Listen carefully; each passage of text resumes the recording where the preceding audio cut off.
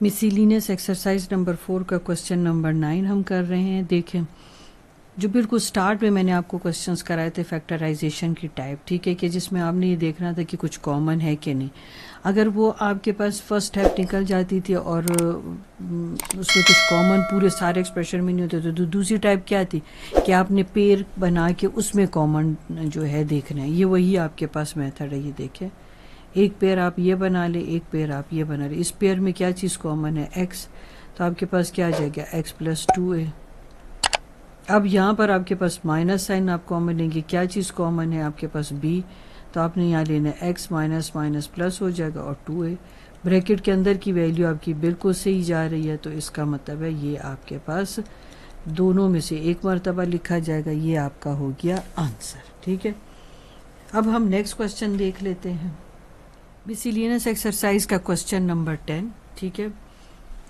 अब हम इसको स्टार्ट करते हैं। अब हम देखें, ये फॉर्मूला भी हम पढ़ चुके हैं, ठीक है, जिसमें एक मरतबा आपने माइनस भी लिखना होता है, एक मरतबा प्लस में।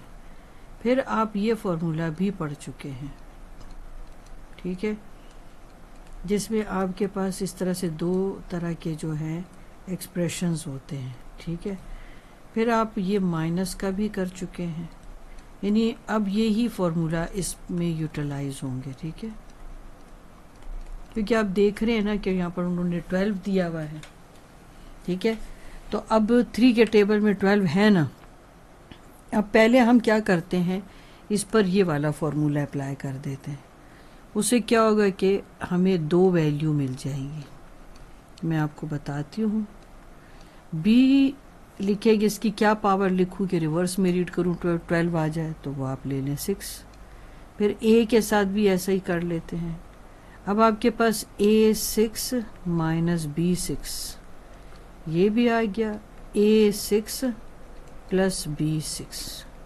अब इसको जो फर्दर मैं जब प्रोसीड करना चाहूँगी तो मैं इसी फॉर्मूले पे करूँगी, मगर इसको मैं इस पे नहीं करना चाहूँगी। क्यों? क्योंकि देखिए प्लस है, ये तो इससे आगे होएगा नहीं, तो ये फिर भी हो जाएगा।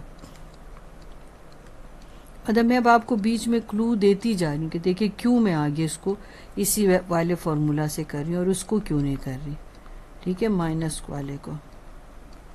अब ये देखिए, ये आपके पास ये फॉर्मूला इसकी शेप में आ गया, तब आप इसको सिंप्लीफाई कर लेंगे। मगर इसको जो है अब आप डायरेक्ट क्यूबिक फॉर्मूला से करेंगे, क्योंकि ये अब आप इस वाले से नहीं कर सकते, क्योंकि ये आपको दो वैल्यू देगा ही नहीं, ठीक है। अब इस पर आप ये वाला फॉर्मूला अप्लाई करेंगे और ये तो दोनों तैयार, आप ये फॉर्मूला ही लिख लें यहाँ पर, ठीक है, माइनस का भी प्लस का भी। तो ये तो आपका हो जाएगा, तैयार है, आपके पास वैल्यू है, ठीक है ना। बस समझो कि बस अब आप इसकी जगह ये वैल्यू लिख रहे, ठीक हो गया। इसका मैं आपको भी बता देती हूँ, ठीक है। ये मैंने वहाँ से अब डायरेक्ट आपके लिए लिख लिया। ये इसको अंडरलाइन करूँ ताकि आपको समझना आसान हो जाए, ठीक है। ये आपके पास है और ये इसका पोर्शन, फिर ये जो आपके पास है फॉर्मूला, ये वाला फॉर्मूला, ये इसका पोर्शन आ गया। अब मैं इसको मज़ीद आगे ले जा रही हूँ आपके लिए, ठीक है। तो वो मैं कैसे करती हूँ, ये देखें, इसकी एम्प्टी ब्रैकेट्स बनानी है मुझे, ठीक है। मैंने इसी तरह से आपको सिखाया है ना, ठीक है। अभी जो ब्रैकेट के अंदर की वैल्यू आप यहाँ लिखें, a2 और b2, यानी a² b², ये ब्रैकेट के अंदर a², ये स्क्वायर की दूसरी जगह, ये b² और ये b² की दूसरी जगह। अब आप ये सेम ऐसे ही लिख दें, a² प्लस b², ये ब्रैकेट खुल जाएंगी तो आपके पास a4 minus a2 b2 plus b4, ये पूरा इसका आंसर हो गया। यानी कि ये वाला जो एक्सप्रेशन था मैंने इस तरह से ओपन किया। आप अगर चेक करें तो यही आपको आंसर मिलेगा, ठीक है। इस एक्सरसाइज 4 का क्वेश्चन नंबर 11 कर रहे हैं। देखिए, आप फैक्टराइजेशन की टाइप पढ़ चुके हैं। फर्स्ट टाइप हम बार बार मैं सामने ला रही हूँ कि आप पहले एक्सप्रेशन जो भी आपको दिया जाता है आप देखें कि क्या उसमें कुछ चीज़ कॉमन है कि नहीं। अब यहाँ पर इतनी बहुत सारी वैल्यूज़ हैं, चेक करें, कुछ ना कुछ तो कॉमन होगा ही होगा। अब ये देखिए, अगर आप नोटिस करें तो आपको साफ दिखाई देता होगा कि x और y तो आपको हर जगह दिखाई दे रहे हैं, ठीक है, और नंबर भी आपको ऐसे दिखाई दे रहे हैं कि मुझे तो इवन ही लग रहे हैं, ठीक है। बल्कि देखिए 28, 64, 60 आपके पास इवन नंबर है, 2 के टेबल में आराम से डिवाइड, 2 के टेबल पर आप आराम से डिवाइड कर सकते हैं। चलो हम इसको डिवाइड कर लेते हैं, ठीक है ना। अब 4 के टेबल में भी ये तीनों नंबर हैं, हमने 4 कॉमन ले लिया, x4 भी है, x3 भी, x2 है, तो इसमें से हम जिसकी पावर सबसे कम है y1 y1 और y1, तो तीनों में तो खाली y ले लेते हैं, ठीक है। अब देखें 4 के टेबल में 28 कहाँ पर आएगा, 7 4 टाइम, 2 और 2 मतलब 4 में से 2 कैंसिल हो गया तो 2 आपके पास रह गया, प्लस 4 के टेबल में आपके पास 64 कहाँ पर आता है, ये चेक करें आप जल्दी से।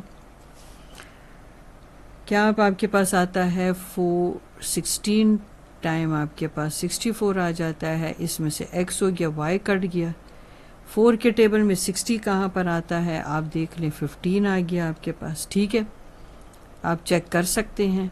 अब हमने क्या करना है, अब आपके पास ये एक्सप्रेशन आ गया ना, अब आप इसको मिड टर्म ब्रेक करेंगे, क्योंकि ना ये परफेक्ट स्क्वायर है ना ये परफेक्ट स्क्वायर है। 7 को आपने 15 से मल्टीप्लाई किया तो आपके पास क्या आ जाता है, -105। अब मल्टीप्लिकेशन से आपको -105 मिले और प्लस या माइनस करने से 16 मिल जाए। अगर आपने फैक्टर ढूंढने तो ये आपके पास तरीका है, ठीक है। ऐसी भी ये 5 एंड पर आ रहा है तो ये 5 ही के टेबल पे जाएगा, तो ये आपके पास आ गया 5 और 21, ज़्यादा से ज़्यादा 7 है, 7 3 टाइम आ जाता है, 3 1 टाइम आपके पास है, 5 है, 7 है और 3 है। अब करके देखें कि जिससे भी आपके जो पेयर आपको मिल जाए, मुझे तो 21 और 5 बेहतर ही लग रहा है।